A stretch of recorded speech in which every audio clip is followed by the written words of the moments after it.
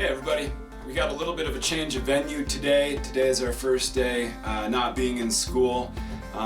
So I thought it might be kind of cool since we're all kind of home. Send you a video if you want to do a little bit of drawing today from my home studio.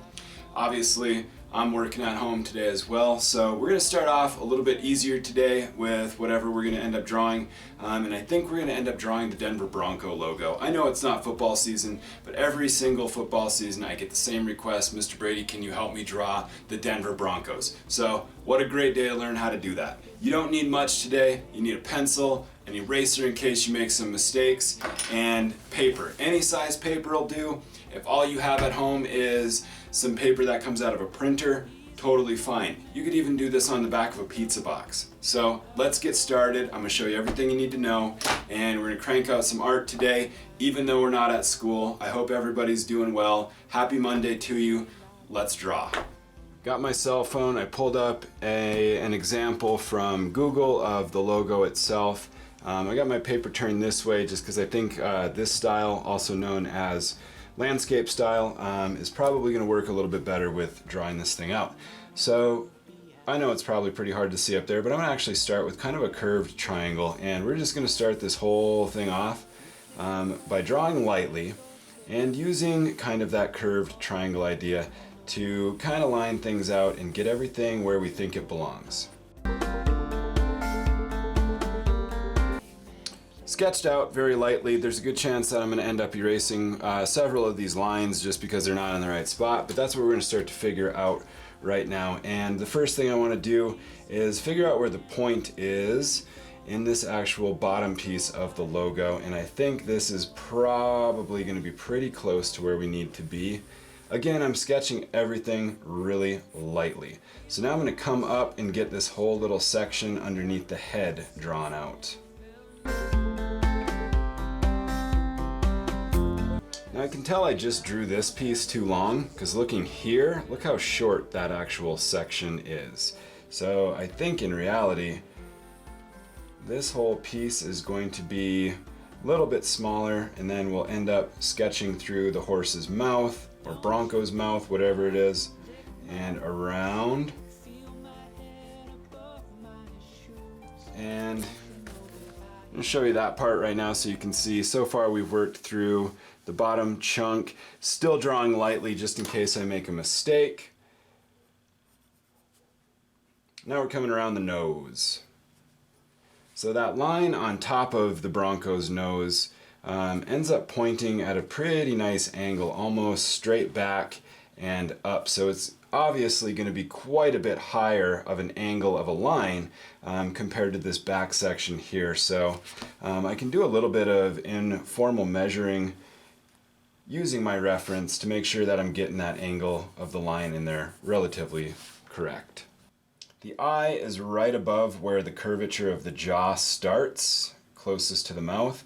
So I know that that eye is going to be somewhere here, and I'm trying to figure out now where the actual brow of this thing is going to go, and it's going to probably be somewhere right about here. Now obviously this is going to have to be trimmed, otherwise we're going to end up with a really fat neck on this horse. We don't want a fat neck. Ears. The ear starts right about halfway through the jawline, so somewhere right about here, and back somewhere there. Now before I get to the main's going to be the easiest part. Let's come in and make sure we've got that eye in the right spot so we can see how everything is starting to kind of come together.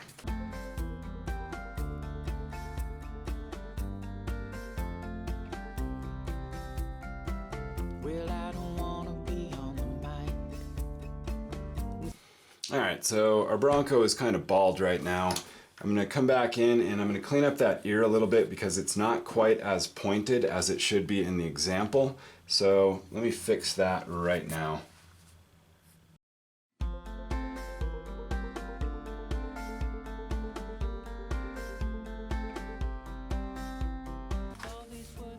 So keep these doodads light in case we have to fix them here in a minute once we do some cleanup work, but now let's move up to the mane. The mane on the horse goes right from the ear all the way back to the original line. So that's why it's important to make sure we've got that ear in the right spot, as well as the curvature of the actual bottom end of the logo right here, because everything else fits inside that. That's why we save that for last.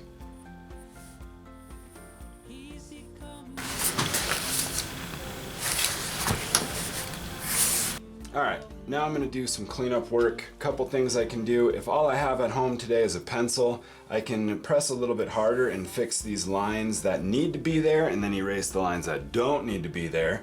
Or if you're feeling extra fancy and you have some markers at home, go ahead and use those markers to do what we usually do in class, trace and erase. So y'all know that I like Sharpie markers quite a bit, so I'm gonna switch to a Sharpie marker. I'm gonna trace and then I will erase.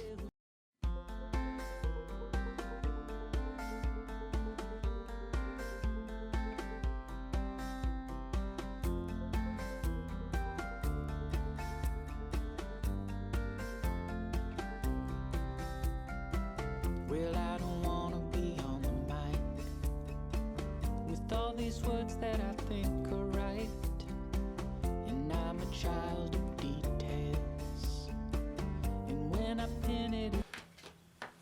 A lot of times these logos have these nice thick lines, and that's a good place now, once you've got most of your original guidelines erased, to kind of go back in and add those double thick lines around the outside edge.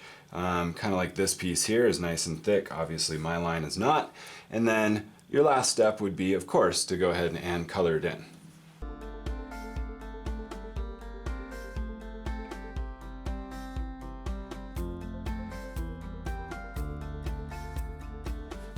So that was just a quick crash course in a little bit of drawing.